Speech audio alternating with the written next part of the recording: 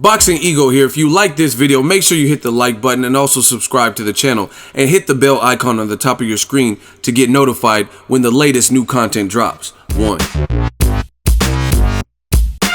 Eddie Hearn says that if Wilder doesn't sign to fight Joshua in April, then they're going to look at Dillian Whyte if he beats Joseph Parker. Stay tuned. What up, Fight World? It's your boy Ego, and I'm back with some more boxing. Make sure you smash the like button. Also, subscribe to the channel for the latest and greatest in boxing. If you want to become part of the gang, notification gang, please hit the bell icon. Shout out to the super chats, channel donations, the Venmo donations, and the Patreon family we working. Well, looky, surprise. Eddie Hearn was on Sky Sports Toe to Toe podcast, link in the description. He says, and I quote, "If Deontay Wilder does not sign to fight Anthony Joshua and Dillian Whyte wins versus Joseph Parker, that's the Wembley fight. But I have to stress, 100% focus is the Wilder fight after Povetkin." That's what he's saying. But he said that before. The focus was Wilder, and then now it looks like they're fighting Povetkin, right? And he kind of came clean and is admitting that that's the fight that's going to be announced with Povetkin. I don't know why some people, I don't know if some of you guys are brain dead or have brain damage or whatnot, but people were holding out hope that Wilder would be in September, but there's no indication of that.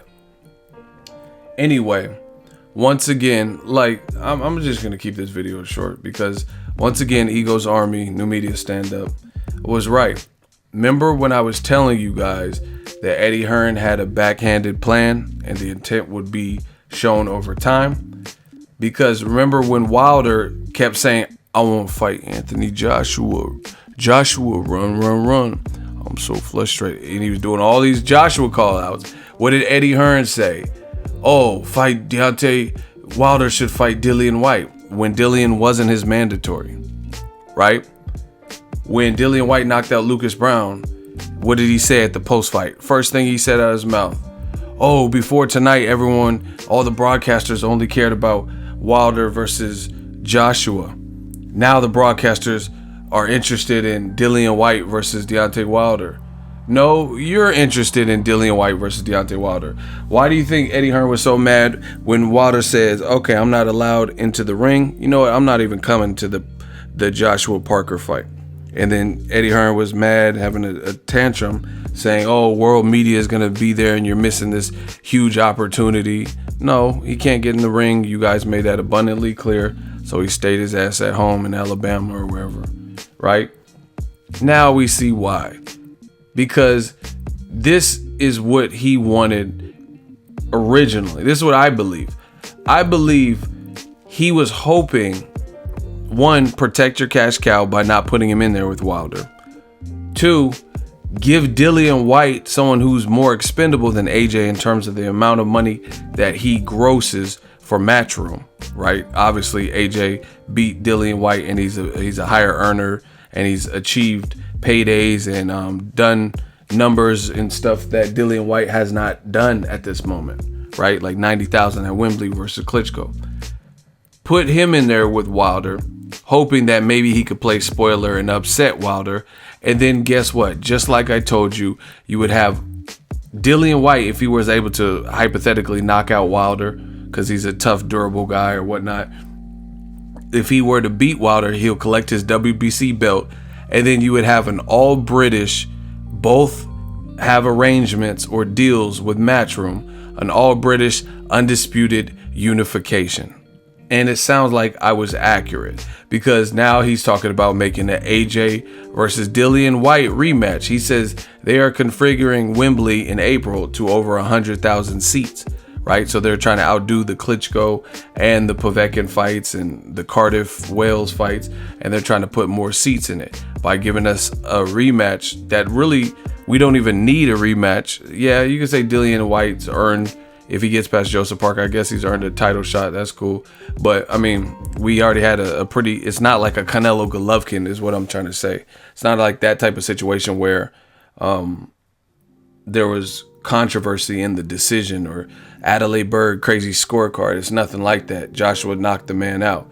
The only thing you say is like he's worked his way back up the ladder. So, that could be fair. But beyond that, that's what I think was the plan. So I also said when he said he was scaling the stadium up, that who is he going to put in there? You know what I mean? Tyson Fury, don't see that because of the dispute and the beef with Frank Warren, who they call Fish Eyes. Now we see the intent. He said it on this podcast.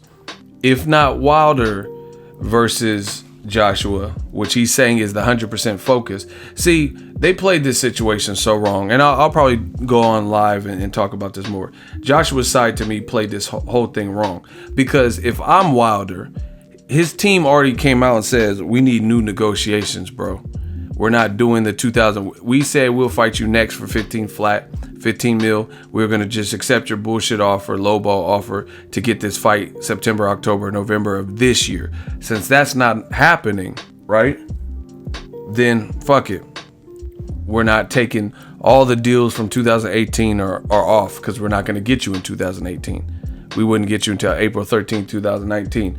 So beyond the pressure that AJ is getting from fans, right? Go to his social media, just look at his posts and just read what fans are putting on, just skim through it, peruse through it. If I'm Wilder, this has put Wilder in a position of power. And what I would do is make sure they give you a fair offer, percentage split. And if they don't, then have at it. Enjoy Dillian Whyte. If he beats Joseph Parker, enjoy that rematch at Wembley, and let's see you do 100,000. Maybe, I don't know. You guys tell me from the UK. If you're from the UK, let me know if you think that fight, that rematch is worth it. Because at that rate, the plan's not going according to plan. It reminds me of one of the movies where you see like a bank robbery and someone has it all mapped out, but then somebody does something and they go over the time that they were supposed to do, and they're in the bank longer, and then someone goes rogue and go in the vault, and then people, like Point Break or something, and then someone gets shot because they did something they normally don't do. That's what's happening to what I believe the Eddie Hearn scheme or plan, right? Your plan was to try to persuade Wilder into not going after the undisputed fight with Joshua. Protect your cash cow. Try to see if you could sacrifice Dillian Whyte, so either he's going to win and beat Wilder and take his belt, or he's going to lose, but at least your cash cow didn't lose. But on the bright side of things is if he did beat Wilder, he would have the WBC belt, and then now you can come back to Wembley like, yes, this is a rematch. You guys like the first one, and it's for all the belts. Yeah. But now the plan is thwarted because Wilder's team has told you we're not taking the same deal because we're not fighting him next. So I would play hardball. I wouldn't unless they're giving me a reasonable split plus some good money, then I wouldn't even take it. I wouldn't even take the deal and let Eddie Hearn fend for himself with AJ versus Dillian Whyte and see if that does 100,000, right? Because it's a rematch. It would be a rematch to a fight we already seen and got a definitive conclusion.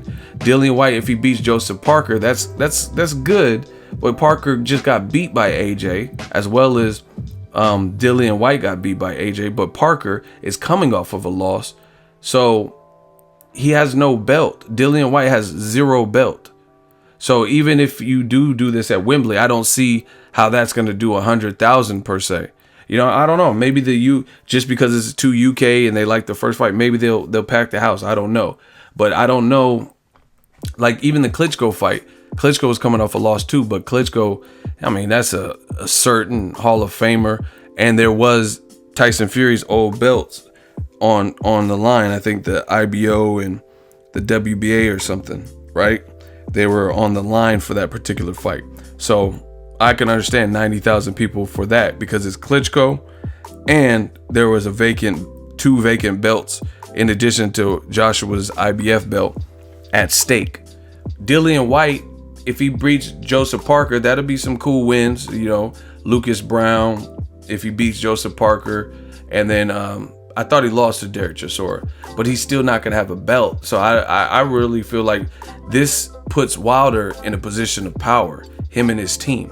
Because it's going to be bad for Joshua, in my opinion. First of all, you got to hope Dillian Whyte beats Joseph Parker. That's a good fight. So I think that fight could go either way. But beyond that, because that would be even worse. If Joseph Parker beats Dillian Whyte, then that just spoils that. That just spoils that particular Wembley plan. And then who are you going to do? Anthony Joshua versus Joseph Parker, part 2 at Wembley with 100,000. I'm telling you, this plan is starting to fall apart. It really seems that way. So again, now Eddie Hearn fixed himself into a corner trying to make in-between fights and stuff. I think this puts Team Wilder into it gives the B side leverage, and it gives them a position of power, because if Joshua fights anyone other than Wilder in April, if he gets past Povetkin, of course, which could be a dangerous fight, which is a dangerous fight. If he gets past Povetkin, which, okay, just any way you slice it, it could just, we have to wait and see. If you lose to Povetkin, then obviously you lose your belts, and then the 50 million that you could have got, you're gonna wish you took that. So obviously that's the worst case scenario with Joshua's next fight, is him losing to Povetkin, because then he'll lose his belt and he lost the opportunity to make $50 million. But let's say Joshua beats Povetkin, there's still gonna be pressure for him to fight Wilder next. So if they don't give Wilder what he wants and meet his demands, then Eddie Hearn's telling you they're going to use Dillian Whyte if he beats Joseph Parker, which is a big if, because Joseph Parker's a good fighter too. So you have to hope Dillian Whyte beats Joseph Parker. That's one. But even if he does beat him, it's a rematch for Dillian Whyte, who you could say he's improved, but he's still not a champion. And he would just be going for the title shot. Yeah, they're both from the UK, so we'll see. But to me, that doesn't really sound like, with all things considered, even if he beats Joseph Parker and even if AJ beats Povetkin, to me, that doesn't sound like a fight that does over 100,000 unless the tickets are really cheap. It doesn't sound like it's going to break Mayweather-McGregor type records to me, because the pot is not sweet enough. Yes, people would entertain it because it's a domestic rivalry. But you look at, like, let's say Carl Froch versus George Groves. That did 90,000. But the first fight was controversial. Controversy sells. Carl Froch got knocked down by George Groves.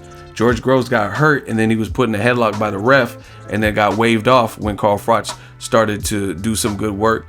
And then there was controversy. The two didn't like each other. So you could say that about AJ and Dillian Whyte, but their first fight was not controversial. And it's not, even if he beats Joseph Parker, it won't be for an additional title that AJ does not already have. Plus, the fans aren't going to forget about the Wilder situation. So this actually helps Wilder. It gives him leverage. Let me know what you guys think. Drop your thoughts in the comment section. Make sure you smash the like button. As always, hate, comment, and subscribe. Till next video, it's Ego signing off. So if you enjoyed this video and want more content like this on the channel, you can show your appreciation by going to the PayPal donate button or the YouTube support button. And you can donate any amount that you feel is equivalent to the value of this video. Much more to come. Thank you guys for your support. Boxing Ego, the future of boxing.